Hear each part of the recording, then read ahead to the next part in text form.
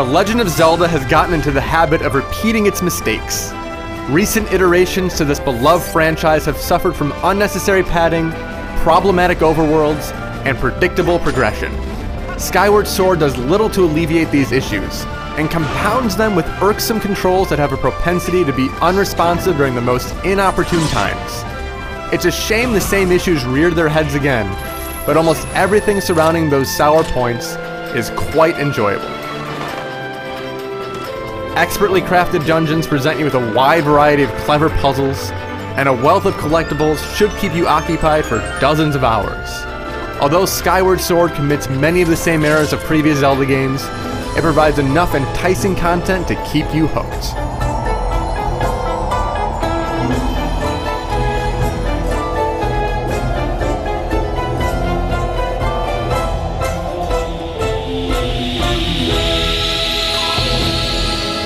There's a strong narrative component in Skyward Sword that grabs hold of you from the opening moments.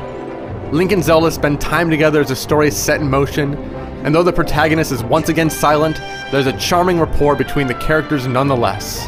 When Zelda disappears, her predicament is just as intriguing as Link's own, urging you forward to see how this intricate ballet plays out. The villains and supporting characters aren't quite as interesting, but the lure of seeing how the fate of these two heroes plays out does a great job of pushing you through to the end.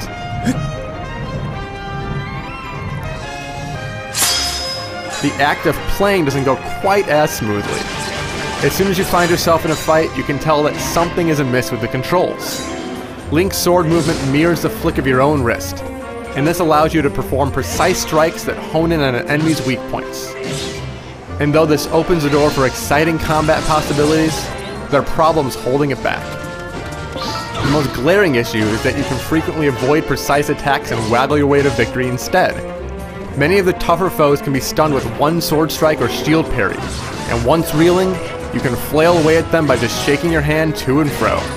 Of course, there are certain enemies that require you to swing a specific way, but new problems are introduced in these fights. Your sword does not always perform the appropriate move. This is especially true when you thrust your arm forward to pull off a jab. Link frequently does a slash instead, or just stands there motionless. And it's maddening when you watch your life drain because the game doesn't do as you command. Furthermore, there's one control quirk that is just baffling.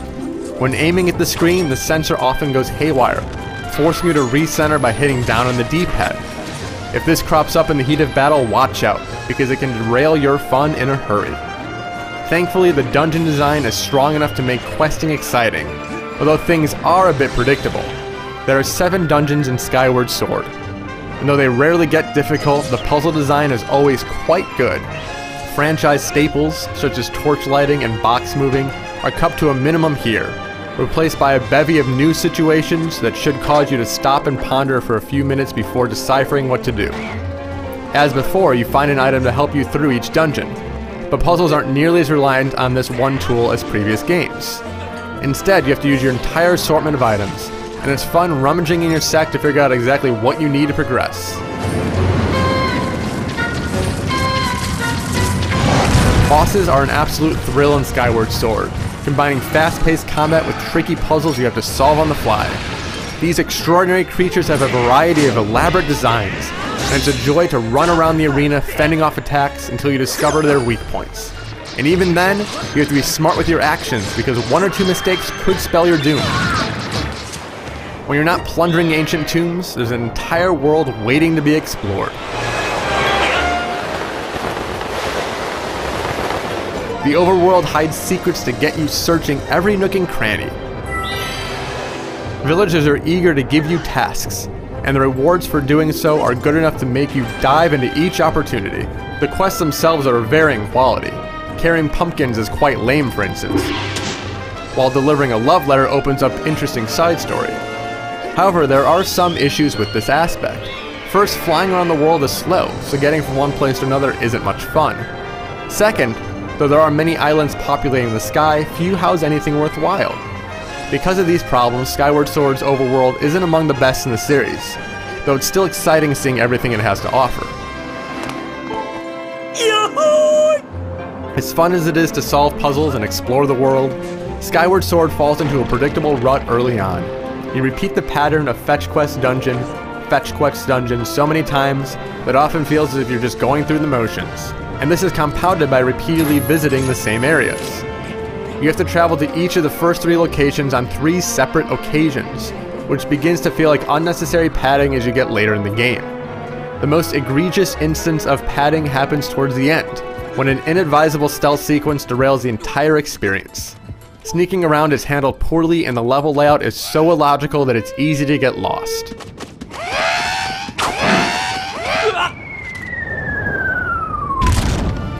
The good elements still outweigh the bad in Skyward Sword, creating another engrossing experience in the venerable series. However, the formula is beginning to show its age. There aren't enough new ideas introduced in Skyward Sword to separate it from its predecessors, and the few additions are of mixed results. Item Upgrade does at least provide tangible rewards for your collecting habit, letting you craft more powerful shields, tools, and even potions if you find yourself overwhelmed by the enemies. But even with these bright spots, Skyward Sword still feels like a nostalgic retread.